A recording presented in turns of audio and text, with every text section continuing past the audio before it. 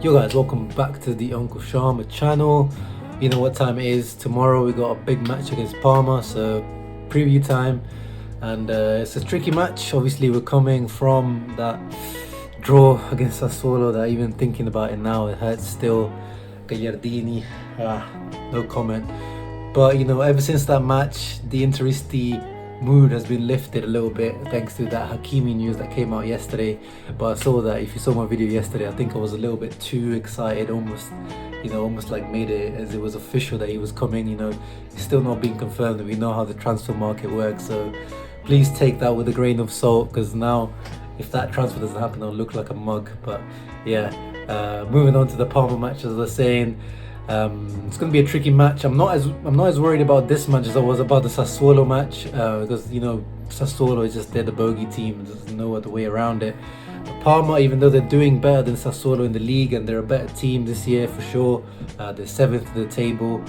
I think, you know, when it comes to these matches, Inter do a little bit better. So we're away at Parma, but again, as I keep saying, I don't think it really matters.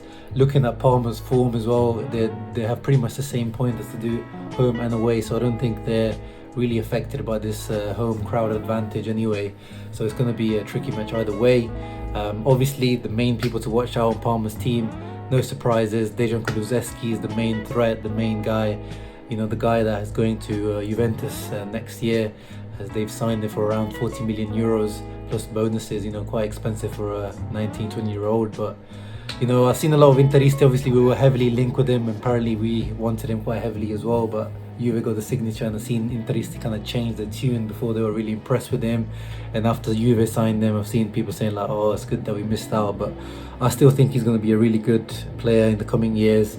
Juve, they've got themselves a good player, but yeah, I don't feel too bad about missing out on him.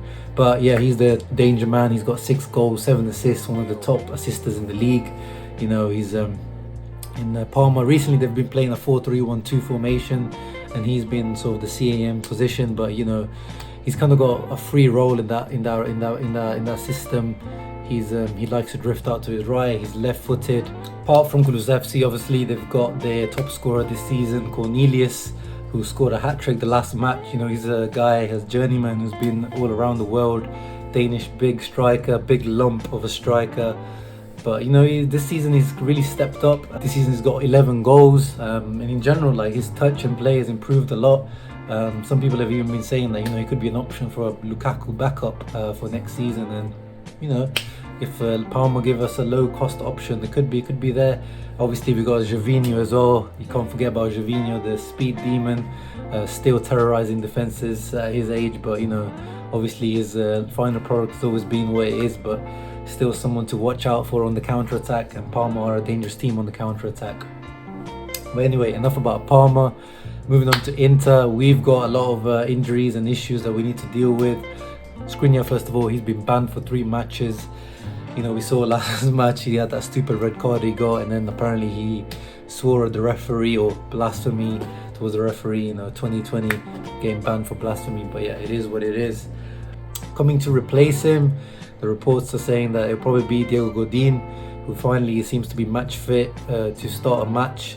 He hasn't played for a long time, so you know, he probably will be quite rusty. And D'Ambrosio should be able to come back as well. He was also injured in the last few weeks, but he should be able to come back. And you know, this new tactic of having overlapping centre backs, you know, that'll fit D'Ambrosio down to the ground, I think. So I'm really looking forward to seeing where he will play.